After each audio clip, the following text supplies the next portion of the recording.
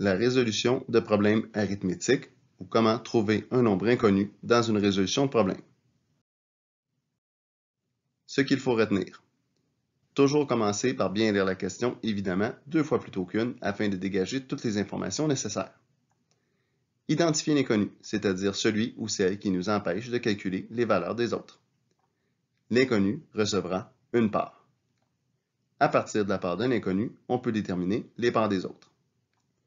Quand il y a une incertitude pour savoir comment trouver la valeur d'un inconnu, c'est utile de se poser une question similaire avec des nombres faciles afin de mieux voir la mécanique du calcul, et ensuite on reproduit la même logique dans le calcul plus complexe.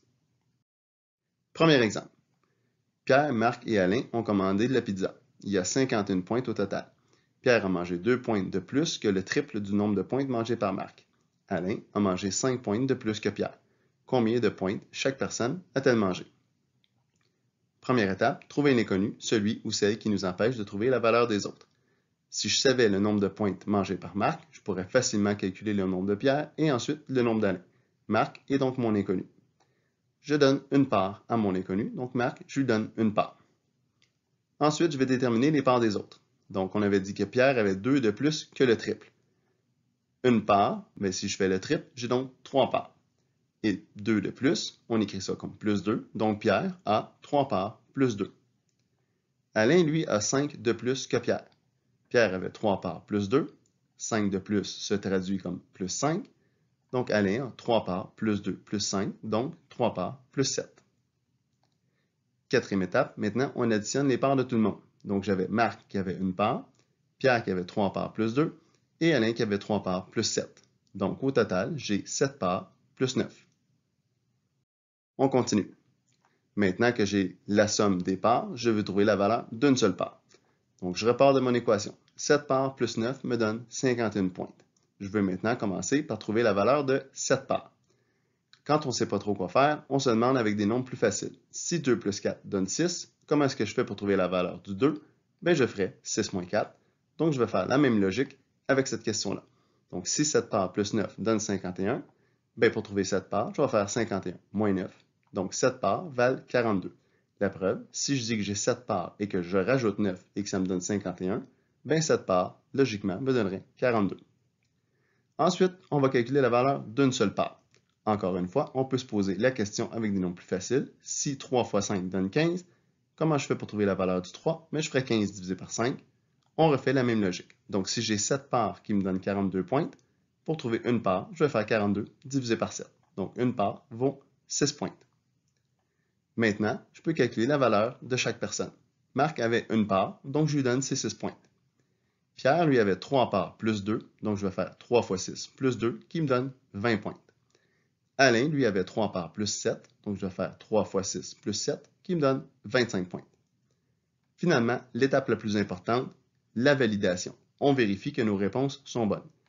Je vérifie. 6 plus 20 plus 25 me donne effectivement 51 points au total.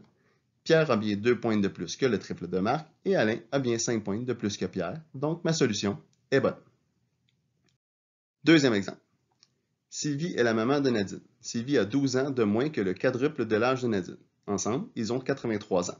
Je veux l'âge de chaque personne.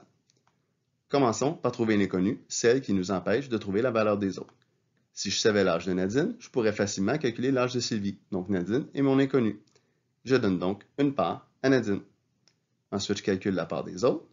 Sylvie a 12 de moins que le quadruple. Donc le quadruple d'une part me donne 4 parts. 12 de moins, on écrit ça, moins 12. Donc Sylvie a 4 parts, moins 12. Ensuite, je fais mon total. Nadine avait une part. Sylvie avait 4 parts, moins 12. Donc au total, j'ai 5 parts, moins 12. On continue.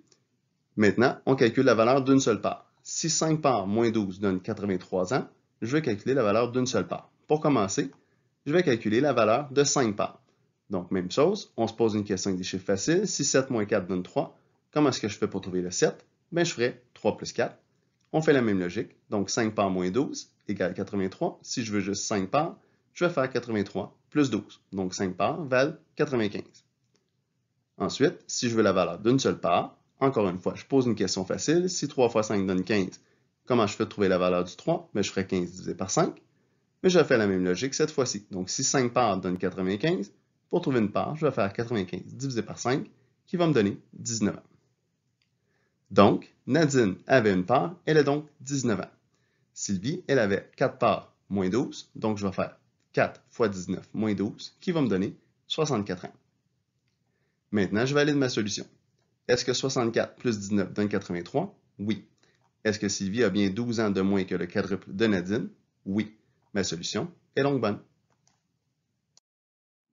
Voilà, j'espère que cette vidéo t'a aidé à mieux comprendre. N'hésite pas à consulter les autres vidéos sur la chaîne au besoin. À la prochaine!